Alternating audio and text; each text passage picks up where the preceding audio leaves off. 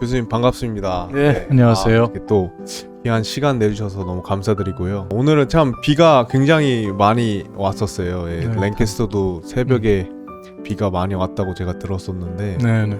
굉장히 교수님 입장에서 굉장히 드문 그저 날씨죠. 네, 아주 너무 시원하고 좋아요. 난 개인적으로.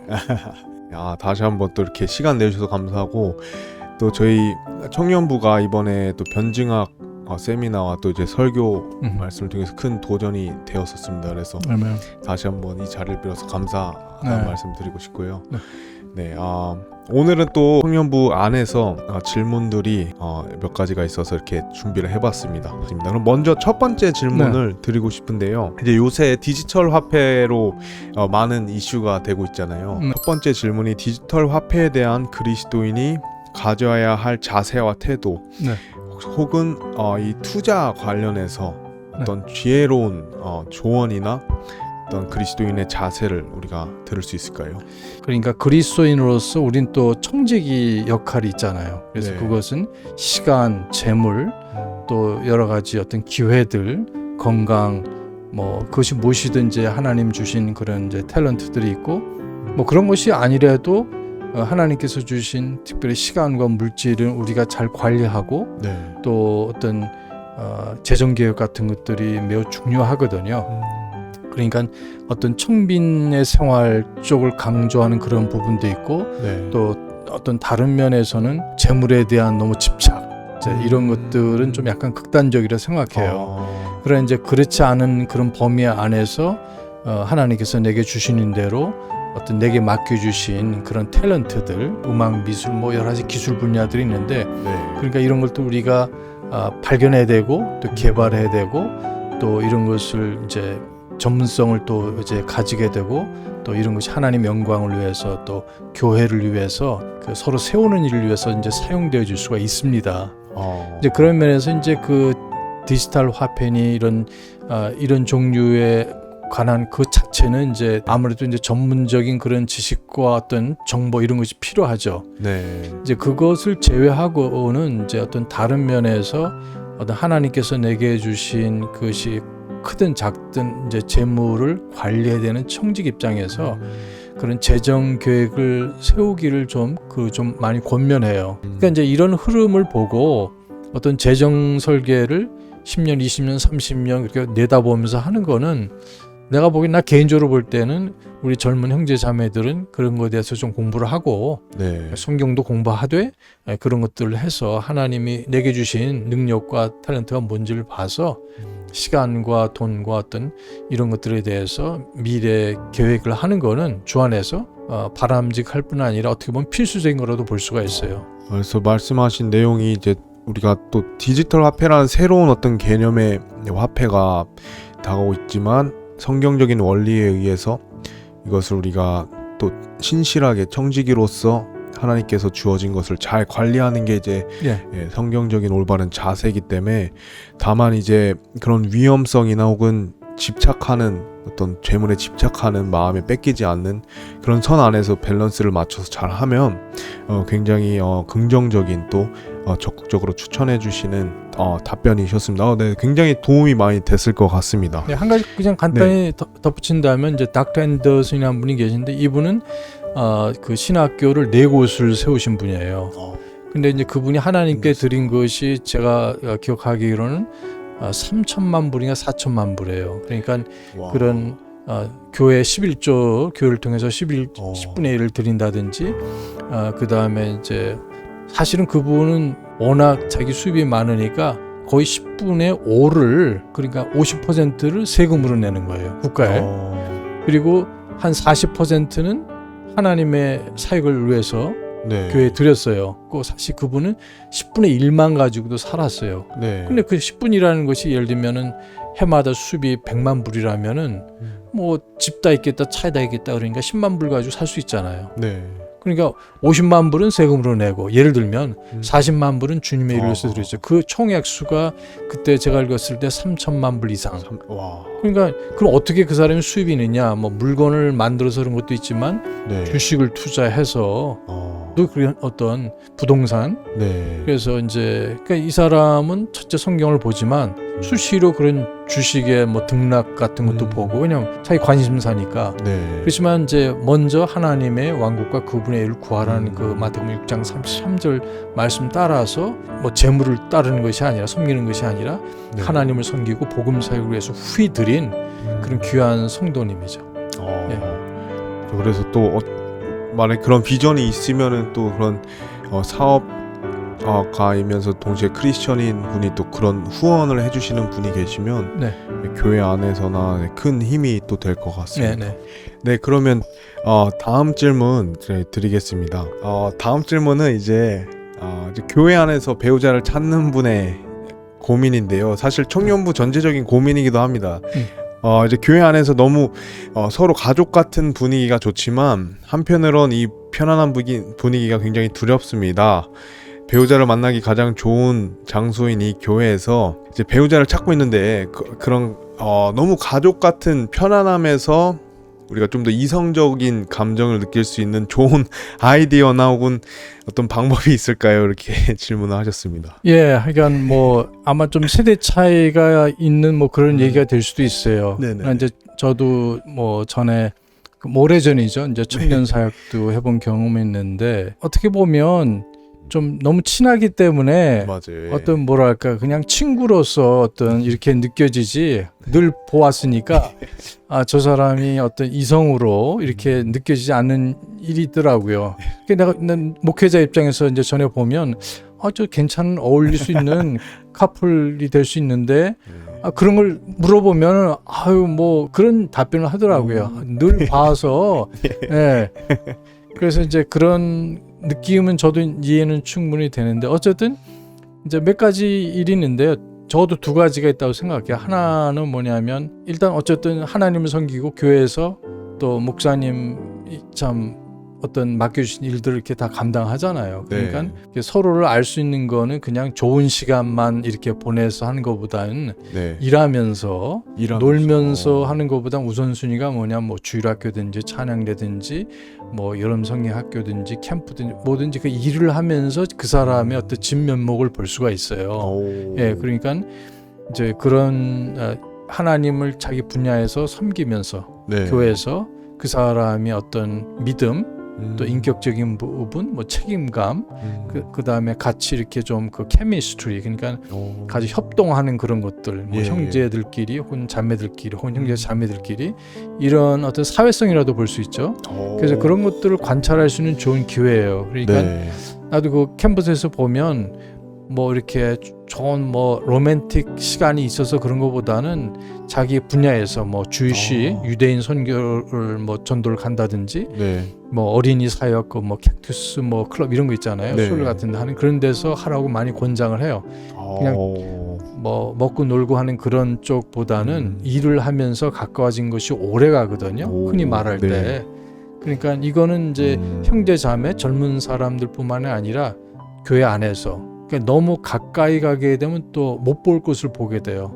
다 육신이라는 게 있기 때문에 그러니까 놀면서 사귀는 것이 아니라 하나님의 일을 같이 전도를 나간다든지 등등 이런 것들이 전제가 돼서 할 때 그런 관계는 그리스도 안에서 오래 가요. 그다음에 이제 두 번째로는 또 무시할 수 없는 게 같이 이제 주 안에서 즐거운 시간을 갖는 거죠. 그러니까 아마 기억나는지 모르지만 우리 캠퍼스에서 한 학기에 2번 정도 뱅퀴트를 하잖아요. 그러니까 이제 그런 것들은 그러니까 청년부 같은 데서 액티비티를 하는 게 좋아요. 근데 이제 그런 거 할 때도 뭐냐면 단순히 그 게임 자체를 위한 그런 게임이 아니라 그거를 이제 항상 영적인 그런 교훈과 함께 연결돼서 하는 게 매우 중요해요. 근데 이제 청년부 액티비티가 그런 노는 위주로 한다든지 청년부 어떤 그 모든 사역 프로그램이 항상 심각한 것만 가지고 한다든지 이러면은 재미가 너무 없어요. 예, 그리고 이제 영적으로 무관심한 사람이든지 어린 사람들이 이렇게 접붙여지는데 좀 기회가 없죠.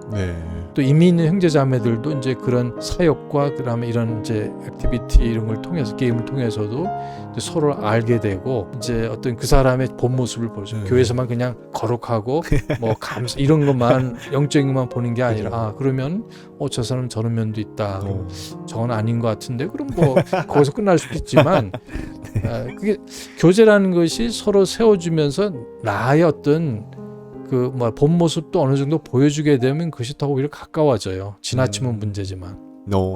그래서 그런 거를 좀 권해드리고 싶어요. 네. 네. 예. 어떤 세대를 넘어서 굉장히 또 지혜로운 또 답변을 조언을 해주셨는데요. 정말 우선순위는 하나님의 일을 하는 가운데서 이제 그런 기획 가운데서 가까워지는 것, 그리고 이제 때로는 좀 더 편안한 서로를 알아갈 수 있는 시간을 갖는 거 너무 좋을 것 같습니다. 저희가 이제 이번에 8월에 또 네. 여름 캠프를 가는데 네, 또 그 시간이 이런 말씀하신 방향에 있어서 굉장히 서로에게 또 좋은 기회와 또 도움이 되었으면 좋겠습니다. 네, 너무 좋은 말씀 감사합니다. 그 다음에 이제 또 다른 질문이 이제 교회 안에서 우리 자매가 해야 할 일과 조심해야 할 일을 구별하기 원합니다. 그리고 자매로서 헌신하고 준비해야 할 부분이 궁금합니다 하고 자매님께서 올려주신 것 같아요. 그래서 교사로서 아내로서 뭐 행정, 집사의 아내, 목사의 아내, 그래서 이제 자매로서 교회 안에서 해야 할 일들을 좀 준비하고 싶은 마음에서 올린 것 같습니다. 혹시 이 부분은 어떻게 해주실 수 있을까요? 네, 성경에서 보면 이제 디모데전서 2장 또 3장에 보시면 그러니까 이제 어떤 남녀의 구분이 필요한 어떤 분야가 있습니다. 근데 네. 그런 걸 제외하고는 모든 것들이 자매들에게 오픈돼 있거든요. 네. 그래서 이제 자매님들이 할 수 없는 건 교회에서 두 가지예요. 하나는 말씀을 선포하는 것. 그러니까 이 어른들이 있는 형제 자매들이 있는 그 회중에서 네. 자매님이 말씀을 선포하는 거는 이제 소위 말하는 그것이 이제 여자 목사죠. 이제 가르치는 것도 마찬가지죠. 네. 그러니까 이제 그렇게 본다면은 이제 그거는 부분적인 제한이라고 볼 수 있는데, 그러니까 이제 우리가 그 어린 아이들, 그러니까 뭐 유초동부, 그 다음에 중고등부, 고등부까지. 그러니까 어떻게 보면 이제 교회마다 다를 수 있어요. 그러나 네. 이제 자매님이 있는데 어떻게 보면 아직 그 고등학생까지는 어른은 아니잖아요. 네. 예, 그리고 또 이제 뭐 신학교에서도 마찬가지예요. 이제 저희 신학교 같은 경우 이제 근본주의 독립침례교 신학교인데 어떤 닥트린이나 신학이나 교리 이런 것들은 여자분 자매분 교수들이 없어요. 그러나 네. 역사라든지 음악, 미술, 뭐 미디어 이런 쪽에 아트, 그다음에 교육 이런 쪽에는 이런 닥터 드메리진이 계시잖아요. 네. 그럼 그 클래스에 형제들이 와서 그거는 그러니까 말씀을 가르친, 물론 모든 게 말씀에 기반돼야 되지만 그러나 그것은 직접적으로 말씀을 가르치는 것이 아니기 때문에 네. 그걸 수용하거든요. 그러니까 이제 그런 원리로 본다면 형제 자매들 있는 그런 회중에게 말씀을 선포하고 가르치는 건 아니다라는 거죠. 네. 그러나 간증은 할 수 있어요. 뭐 회원 간증을 한다든지 내가 이런 하나님께서 이런 일을 나에게 가르쳐 주셨다든지 간증하시잖아요. 네. 그런 거는 뭐 교회에서 보통 하거든요. 네. 성경적인 교회에서. 이제 그 외에 본다면 제한이 없다는 거죠. 그러니까 이제 그런 의미에서 성경에 위배되는 건 아니지만 또 목사님마다 조금 다른 견해를 가지고 그거는 중등부 정도까지 혹은 유초등부까지는 할 수 있지만 이제 요거는 각 교회 목사님이 이제 결정하는 거라는 거죠. 네. 그렇다면 찬양대 한다든지 주일학교 여러 분야에서 가르친다든지 뭐 사모원으로 뭐 자발적으로 목사님 부탁해서 발런티어죠. 자원봉사자로 혹은 뭐 파타임, 풀타임으로 이렇게 할 수가 있고 이제 뭐 또 그다음에 교회 어떤 건물 관리나 청소도 자매님들이 하실 수가 있고 이제 그런 분야들이죠. 네. 그래서 그리고 이제 로마서 16장 같은 경우 보면은 그 로마서에서 16장에서 사도 바울께서 그 베베란 자매를 이렇게 천거를 하는데 그분이 자신의 스폰서라고 이렇게 말씀하셔서 후원자다. 아마 재정적인 후원자, 아마 그분이 어떤 재산을 많이 가진 아마 그런 분일 수도 있어요. 그 의미로 봐서는. 근데 사실 그 로마서를 들고 이제 고린도에서 로마까지 가는 그런 일을 감당한 분이니까 굉장히 신임을 받는 그런 분이었었죠. 그래서 네. 개혁성경의 그 나나주에 보면 뭐 여집사라고 그러는데 우리가 그거는 잘못된 번역이나 해석이고 자매로서의 교회 일꾼이라고 말씀하셨거든요. 네. 그리고 또 나를 후원하는 분이다 이렇게 말씀하셨기 때문에 그런 분야에서도 이제 신임과 사랑을 받고 존경을 받는 자매님들이 그런 일도 감당할 수가 있죠. 네. 근데 이 부분도 저희가 앞으로 이제 준비하는 과정에 있어서 꼭 우리가 또 살펴봐야 되고 알아야 되는 내용인 것 같습니다. 네. 그리고 또 다른 질문 하나가 네. 지금 있는데 이거는 이제 직장 생활에 관한 질문입니다. 그래서 좀 간단하게 이렇게 올렸어요. 직장에서의 회식 음주 문화, 즉 제가 마시지 않으면 눈치를 봤는데 네. 어떻게 해야 지혜롭게 해결할 수 있을까요? 라고 얘기를 질문을 했습니다. 네, 첫째 그 질문 자체가 참 지혜롭고 예. 또 믿음의 질문이라는 생각이 들어요. 네. 왜냐하면 이제 그런 거 없이 그냥 내가 뭐 결정하면 그만이지 하는데 어떨 땐 그런 것이 큰 부담이 되고 그렇죠. 예. 유혹의 시간이 될 수 있거든요. 근데 이제 특별히 이제 남자의 경우는 군대를 또 많이 가잖아요. 네네. 그리고 직장에서 이렇게 저는 군대는 안 갔지만 직장에 가서 뭐 신입 신입사원 파티 환영회 이런 거 할 때 거기에 뭐 정주영 회장님도 나오고 거기서 그 자리에서 예를 들면 뭐 씨름 대회도 하고 굉장히 그 이제 분위기는 참 좋죠. 왜냐하면 네. 뭐 대졸생들 이렇게 신입 사원 환영회인데 회장이 직접 그 찾아와서 환영하고 여러 이제 즐거운 시간들을 갖고 뭐 부탁의 말씀도 하고 그리고 또 제가 다른 그룹사에 갔을 때도 그 최고 대표이사가 나와서 같이 뭐 술자리 하고 또 노래도 시키고 뭐 이제 이런 일들이 있거든요. 네. 그러니까 그거는 이제 믿지 않는 사회에서는 뭐 당연한 거고 그걸 우리가 바꿀 수는 없어요. 네. 그런 이제 그 어떤 관습적인 지혜는 뭐냐면은 그런 어떤 뭐 권하는 거 혹은 때로는 군대에서는 전에는 이제 강요죠. 네. 뭐 강제로 입을 벌려서라도 했던 그런 때도 있었어요. 그래, 그건 어쩔 수 없죠. 강제로 뭐 묶어놓고 그렇게 한다면은. 그러나 아예 처음이 참 중요해요. 처음에 그것을 내가 나이스하게 예절을 갖춰서 너무 고맙습니다만은 뭐 거기서 내가 그리스도인이기 때문에 하지 못한다고 할 수도 있고 네. 저는 하지 않습니다. 네. 그래서 이제 정중하게 하면은 요즘은 그런 것들을 많이 존중해주는 편이에요. 직장 문화가. 그러니까 군대 가서도 그거를 이제 그런 아예 마음가짐을 나는 그런 거를 그리스도인의 간증을 해치는 그런 걸 하지 않겠다. 첫째, 다니엘처럼 마음에 큰 확증을 갖고 결심을 하고 이제 가야 되고 직장에서도 마찬가지고요. 근데 그거를 예의를 갖추면서 하는 것이 중요하다는 거죠. 네. 그리고 또 하나는 뭐냐면 어떤 substitute 대체할 수 있는 거. 그러니까 이제 나는 뭐 음료수 뭐 콜라나 뭐 이런 거 있잖아요. 뭐 다른 거를 마시겠습니다. 있으시면 없다고 하면 뭐 물물 하시면 되니까. 네. 다른 교회들은 대부분 우린 근본주의 교회지만 복음주의 교회에 있는 나가는 사람들은 거의 술을 다 마시거든요. 맥주나 포도주는 술이 아니라고 스스로 정의를 내리고 면죄부를 주는 거죠. 근데 잠언 뭐 23장이라든지 여러 곳에 보면은 분명히 그건 어리석게 하는 것이고 죽을 자에게 고통을 잊게 하기 위해서 줄 수는 있어요. 마치 몰핀처럼 의사가 처방해 주는 것처럼. 또 그리고 예수님께서 요한복음 2장에 나오는 것은 포도주가 아니라 번역을 그렇게 했을 뿐이지 그건 포도주스였거든요. 네. 그리고 또 하박국 2장 15절에 보면은 이웃에게 술을 마시게 하고 독주를 주는 자에게 화가 있다고 말씀하셨어요. 나도 술을 마시지 말아야 되고 권하지 말아야 돼요. 예. 그래서 그런 것을 본다면 예수님이 만약에 술을 만들어 주셨다면 예수님은 구원자가 아니라 하나님도 아니시고 자신의 말씀을 범하는 죄인이죠. 네. 예. 그러니까는 마시지도 말아야 되고 그러니까 권하지도 말아야 되죠. 네, 그래서 그런 이제 문제가 있고 한 가지 더 붙인다면 이제 그걸 만약에 처음이 중요하다는 이유는 뭐냐? 그것을 만약에 어쨌든 한 모금이라도 마셨다.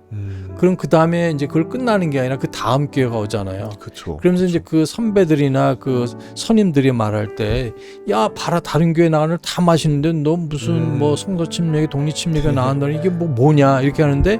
어쨌든 거기에 굴복을 해서 한 모금이라도 마시면 그 다음에 그런 시간이 올 때 야 너 전에 마셨는데 뭐가 문제니 해가지고 그렇죠. 네. 또 무너지는 거예요. 네. 그러니까 아예 한 모금도 성경에 보면 쳐다보지도 말라고 그랬거든 사실은요. 그러니까 뭐 그렇다고 뭐 이렇게 할 일은 아니래도 어쨌든 그걸 거기에 굴복하면 안 된다는 거죠. 네. 네. 우리 계속해서 이제 질문이 또 계속 있는데요. 이것도 너무 좋은 것 같습니다. 직장 생활에서 같은 맥락의 질문인데 신앙생활을 하면서 우선순위가 흔들리는 경우가 많습니다. 한편으로는 성공적인 내 인생을 살고 싶지만 그로 인해 믿음 생활을 놓치게 되는 모습을 발견하는데요. 이제 어떻게 워라밸 이제 워크 라이프 밸런스 해가지고 이제 삶과 일의 균형, 그러니까 저희로서는 믿음 생활과 일에 있어서 어떤 균형을 맞출 수 있을지. 그래서 저희가 항상 어떤 딜레마 아닌 딜레마가 이제 성공을 위해서는 어떤 믿음 생활을 포기하는 부분이 없지 않아 있지만 또 그만큼 시간과 어떤 노력을 투자했을 때 나중에 이제 또 믿음 생활을 할 수 있지 않을까라는 그런 어떤 생각들이 참 많은 것 같아요. 특히 네. 이제 젊은 저희 이제 때는 또 많은 걸 또 해보고 싶고 또 성공하고 싶어하는 마음이 크잖아요. 근데 그런 우리의 마음속에 어떻게 하면 이 균형 잡힌 삶을 살 수 있을지 답변해 주실 수 있을까요? 네, 근본적인 원리는 아까도 네. 인용이 되었었지만 이제 마태복음 6장 33절에 네. 너희는 먼저 그분의 왕국과 그분의 의를 구하라. 그러면 이 모든 것을 너희에게 더하시리라. 그래서 하나 우선순위는 사실 구원받은 성도들이 구원의 확신 갖고 침례받고 이제 회원이 되고 네. 이제 우리가 말씀 따라서 기본 생활들을 하잖아요. 말씀, 네. 기도, 교제, 전도부터 해서 이제 그 다음에 들어가야 될 단계로서 중요한 것이 우선순위거든요. 그래서 우선순위가 무너지면 그것이 무너짐으로 인해서 내가 이 세상에서 명예와 재물과 이런 것을 얻는다 하더라도 참 만족도 없고 행복도 없고 또 하나님께 영광 돌릴 수 있는 기회가 다 사라져 버려요. 네. 그래서 이제 그 우선순위가 너무 중요하고 그건 언제든지 누구에든지 도전적인 거예요. 네. 그것은 뭐 내가 옛날에는 했는데 어. 지금도 계속 한다는 보장이 없어요. 그러니까 평생 그거는 내가 하나님께서 내 삶 속에서 가장 원하시는 게 무엇이냐. 스티브 코비가 뭐 그거 있잖아요. 네네, 뭐 맞아요. 7가지 예. 뭐 이거 맞습니다. 어떤 성공의 원리. 예. 거기도 보면 많은 사람들이 동의를 하는데 중요한 것이 있고 급한 것이 있다는 거예요. 그래서 이제 이렇게 다이어그램을 이렇게 그리고 그랬는데 그러니까 중요한 것을 먼저 하는 습관이 되면 급한 일들이 안 일어나요. 예. 와. 근데 중요한 일들을 안 하면 자꾸만 문제가 터지고 거기에 쫓겨간다는 거지. 네. 그게 이제 그냥 단면적으로 얘기를 한다면 그런 건데 더 이제 더 복잡한 얘기지만 그러니까 이제 우선순위를 잘 해놓으면 그 자체가 많은 문제들을 스스로 해결한다는 거예요. 그 원리에 의하면은. 네. 근데 저도 그걸 100번 동의를 하거든요.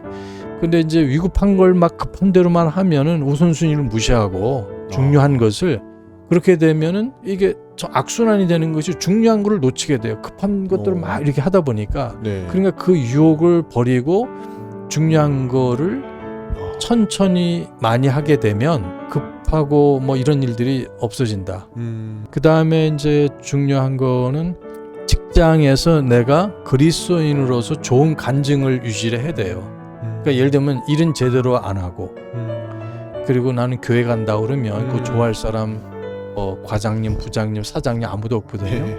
그러나 내가 정직하게 지혜롭게 그러니까 요셉이나 네. 요셉 있잖아요. 딱 일을 맡기면 그 사람 철저히 책임감 있게 뭐 영어로 말한다면 난 즐겨 쓸 말 중에서 제일 중요한 것 중에 하나가 뭐냐면 이제 캐릭터. 그 사람의 됨됨이하고 책임감. 네. 두 번째가 컴피턴시. 자기 분야에 대해서 만약에 내가 뭐 재정을 한다든지 뭐 제품을 만드는 분야가 있잖아요. 네. 내 전공과 관련됐다든지 그러니까 내 상사가 혹은 사장님이 내가 맡겨진 일 있잖아요. 그걸 잘해야 되잖아요. 네. 그 다음에 이제 케미스트리 같이 이제 협동할 줄 아는 거, 화합을 잘하는 거 등등 이제 이것이 뭐 7가지 이렇게 나가게 되는데 그래서 이런 걸 잘하게 되면 저 사람은 우리 회사에 내 부서에 꼭 필요한 사람이야. 이제 이런 게 신임과 간증이거든요. 그거를 잘 해놔야 돼요. 그렇지 않고 나는 지금 교회 가야 되는데 이렇게 하면은 그 사람이 허락을 안 해줄 뿐 아니라 해도 그래 너 다음 인사고 같아 보자. 이제 승진도 없고 그러니까 그 사람이 날 미워하고 막 시기를 해서 그럴 수도 있지만 단순히 내가 좋은 간증을 안 보이기 때문에 그럴 수도 있다는 거죠. 네. 같은 경우는 이제 대학 졸업하고 이제 취직을 했는데 그 회사에서 3개월 동안 아무런 얘기가 없었어요. 주일날 그러니까 와서 예배드리고 그런데 수요일 날은 내가 거기 이제 인천에서 이렇게 이제 왔다 갔다 자양동까지 건국대학교까지 왔다 갔다 했는데 이게 어중간한 거예요. 수요일 날 오기가 제가 그 우리 회사에서 2번째로 제일 먼 곳에서 왔었어요. 출퇴근했었어요. 네. 수요일 날 같은 데는 끝나고 오면은 주일 날은 괜찮은데 그러면은 집으로 가면은 지금 예배가 좀 어중간한 때고 또 예배는 올 수가 없고 그래서 괴롭더라고 그런 것들이. 왜냐하면 내가 대학 다닐 때 뭐 10년 동안 계속 그렇게도 뭐 수요일날 거의 안 빠졌거든요. 이제 그렇게 됐을 때 더군다나 그 회사에서 이제 3개월 지나니까 신입사원이니까 그런 걸 요구를 안 했는데 뭐 과장님하고 차장님이 주일날 나오라고 격주로 예, 다른 사람 다 나오는 거죠. 그러니까 부장님하고 차장님은 주일날이 쉬질 않아요. 그 사람은 항상 나와요. 과장님도 나오는 편이고 그리고 나머지 사원들은 격주로 나오라는 거예요. 돌아가면서 쉬는 거죠. 그럼 내가 안 나오면은 딴 사람이 대신 근무를 해야 돼요. 그것도 괴로운 거잖아요. 그러니까요. 나 때문에 그 사람 쉬지도 못하고. 그렇게 되니까 나는 결국 사실 사표를 냈어요. 네, 이건 아니다. 내가 이러면서. 그래서 이제 다른 데를 이제 가게 되는데요. 이제 그때는 뭐 어떻게 보면 한국의 제조업 이런 어떤 산업화되는 상황이기 때문에 회사를 내가 골라갈 수가 있었어요. 아직도. 그러나 지금 이제 취업이 어려울 수가 있죠. 뭐 4대 5대 뭐 유명 기업들 있잖아요. 삼성이니 현대니 뭐 이런 큰 기업체. 어쨌든 이제 그런 것들이 있으니까 이제 내가 아까 그 극단적이라고도 할 수 있는데 저의 경우는 그거 오케이 과감히 포기할 수가 있죠. 근데 그것을 몇 번 하니까 이건 아니다 그래서 결국 결론적으로 말하면 교회에서 일을 하게 됐어요. 풀타임으로 전도사로. 하나님께서 그런 걸 막으셨다고 볼 수 있어요. 내 경우는. 그러니까 이걸 모든 사람이 꼭 해야 된다. 나는 꼭 그렇게 말하고 싶지는 않지만 만약에 회사가 가까우면은 격주로 나오라고 그런다면은 아침에 8시까지 출근하고 10시 반쯤에서 교회 와서 예배를 드리고 예배 끝나고 바로 또 일터로 가고 그래서 어느 정도 시간이 지나고 그러면서 이제 그런 것이 또 해결될 수도 있죠.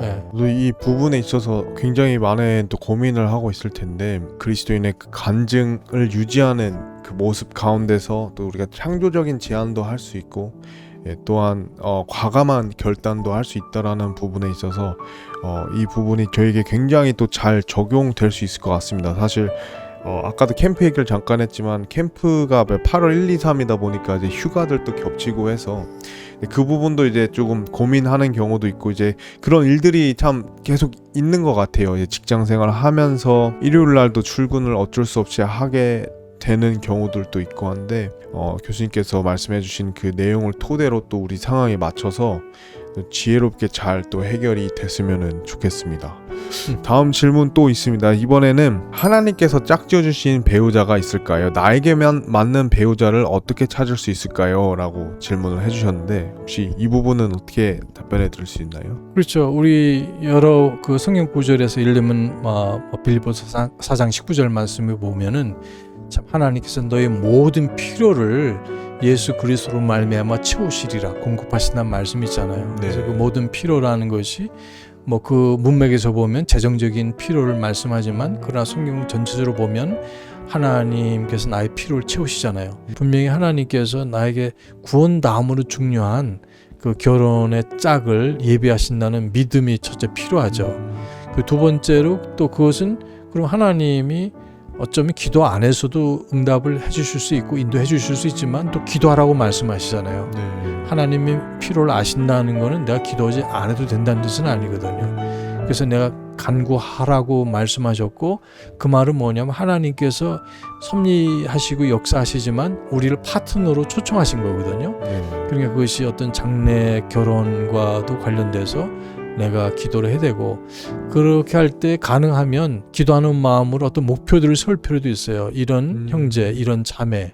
그래서 구체적으로 뭐 5개, 10개 뭐 그거는 손해볼 것이 없고 첫째 그리고 또 죄도 아니고 왜냐하면 또 창세기 24장에서 보면은 아브라함의 그러니까 종이죠. 그 사람이 저 여자가 저 아가씨가 내게 뭐 이렇게 그 물을 줄 뿐 아니라 이 짐승들에게도 이걸 준다면은 제가 이렇게 알겠다는 어떤 그 나름대로 어떤 생각을 하잖아요. 그러니까 그런 것들을 해서 뭐 5개를 최소한 놓고 한다 그러면은 그런 것이 다 이루어질 수도 있어요. 저도 그런 걸 뭐 결혼이 아니래도 제가 어떤 진로를 위해서 5가지를 위해서 기도했는데 5가지가 다 하나님께서 인도해 주시는 걸 볼 수가 있었어요. 이루어 주신 거를.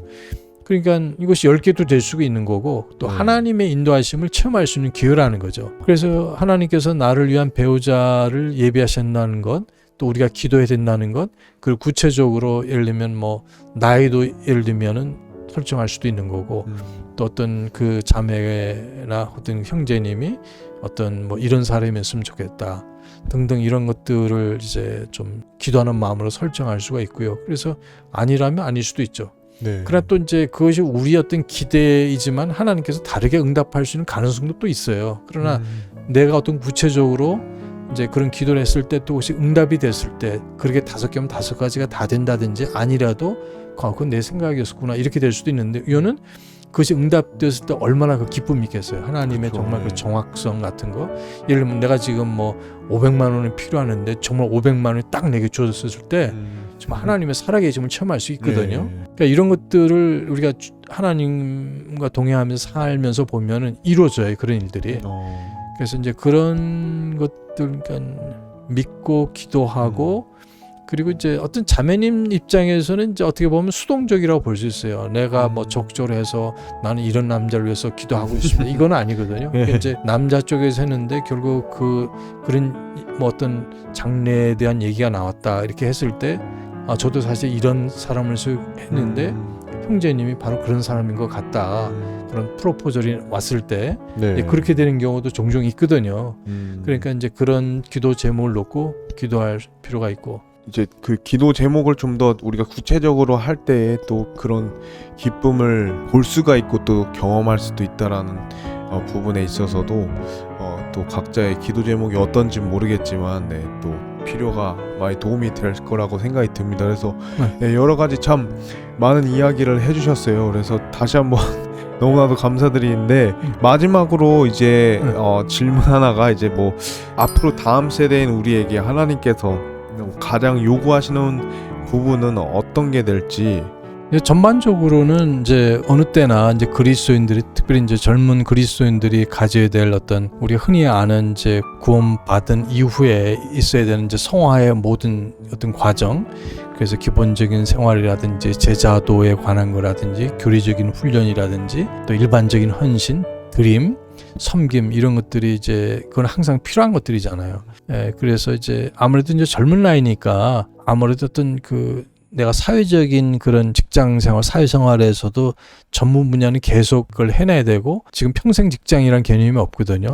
급변하기 때문에 그런 준비는 다 하지만 그러나 항상 또 한편으로는 이것이 10년, 20년 되면은 어떤 직장들은 사라진다고 예를 들면은 지금까지 그렇게 왔었고 앞으로는 그런 것이 더 많이 일어날 수가 있어요. 뭐 자동화라든지 AI라든지 이런 게 있기 때문에 결국 내가 뭐 25살, 30살쯤 돼서 직장 생활을 많이 하잖아요. 그러니까 이제 그런 면에서 미래를 이제 준비를 해야 되죠. 그때마다 시대의 흐름, 내가 지금 어떤 직업을 가지고 있다면, 사업을 가지고 있다면 이것이 얼마나 오래될 것인가. 그래서 한편으로는 거기에 대한 대비, 그리고 만약에 갑자기 직장을 그만두게 됐다면은 어쨌든 뭐 정부의 그런 프로그램이 있다면은 뭐랄까 훈련받는 뭐 기술 분야라든지 예를 들면 나는 갑자기 직장을 그만두게 됐다 하면 먹고 살아야 되잖아요. 그러면은 뭐 중장비 어떤 교육을 받는다든지 뭐 이런 뭔가 그것이 무엇이든 간에 자기가 평소 가지고 싶었던 어떤 그런 분야 있잖아요. 그런 거를 갑자기라도 하든지 아니면 조금씩이라도 해야 되죠. 그러니까 자기가 이미 하고 있는 것에 대한 전문성은 높여가되 그것이 기술이든지 어떤 여러 가지 어떤 분야든지 해가되 그러나 또 한편으로는 대비를 해야 된다는 거예요. 50세 넘어가면. 그러니까 지금 이제 뭐 예를 들면 대학생들 혹은 고등학생들 가운데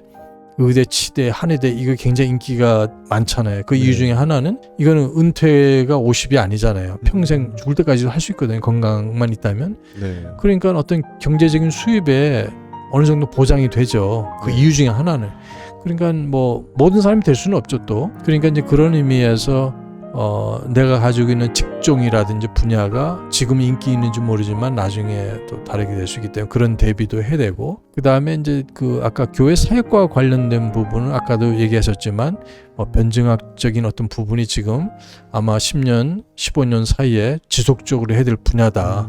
그것이 뭐 깊이는 목회자라면 더 깊이 해야 되겠지만 아닌 분들은 나름대로 그쪽 분야를 항상 또 내가 내 인격과 믿음이 주님 닮아가는 거 외에 또 신실하게 주님 섬기는 거 외에 그런 분야들을 이렇게 쭉 지속해 나가야 된다는 거는 이제 이미 말씀을 드렸고 그래서 이제 그런 부분들이 있고 또 예기치 않은 것에 대해서 적응할 수 있는 그런 임기응변적인 그런 것도 필요해요. 왜냐하면 우리가 예측을 못하는 일들이 일어날 수 있거든요. 뭐 코로나 같은 거 그렇잖아요. 그러니까 그때 기도 많이 해야 되고 그런 걸 창의적으로 대처할 수 있는 지혜와 어떤 그런 것이 필요하거든요. 그것이 교회 차원에도 그렇고 가정도 마찬가지고 개인도 마찬가지고 사회 국가 차원도 마찬가지죠.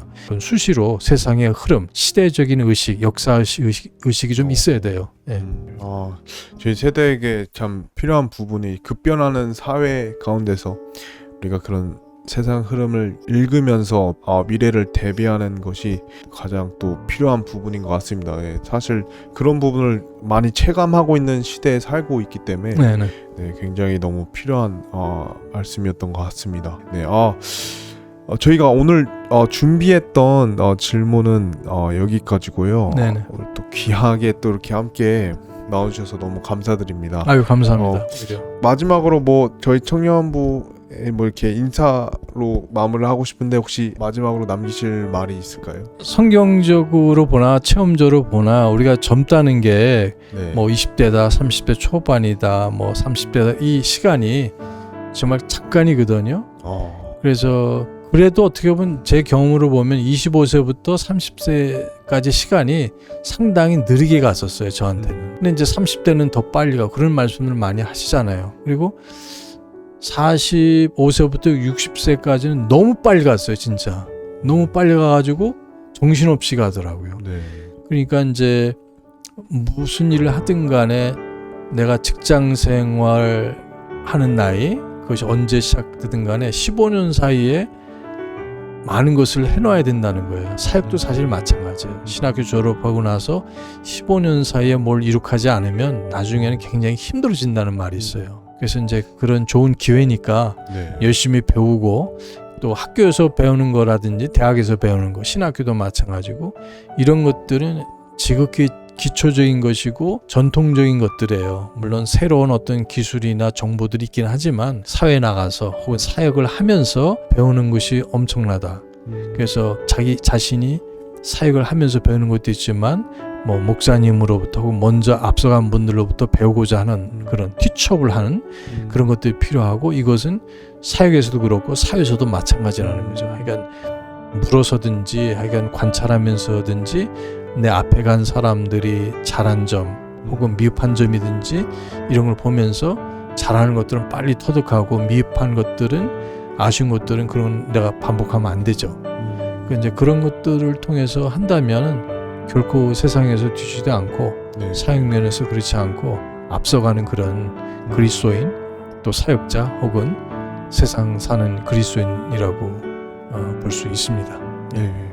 저에게 15년 말씀해 주셨는데 앞으로 이 말씀해 주신 귀한 또 답변들을 토대로 우리가 그 앞선 남은 시간들을 또 잘 활용하고 준비하기를 원합니다. 네. 그럼 오늘 다시 한번 이렇게 함께 자리해 주셔서 너무 감사드립니다. 아유 제가 섬길 수 있어서 감사합니다. 네, 감사합니다. 또 나중에 또 기회가 되면 또 한 번 더 이런 기회가 있을 때 또 모시도록 하겠습니다.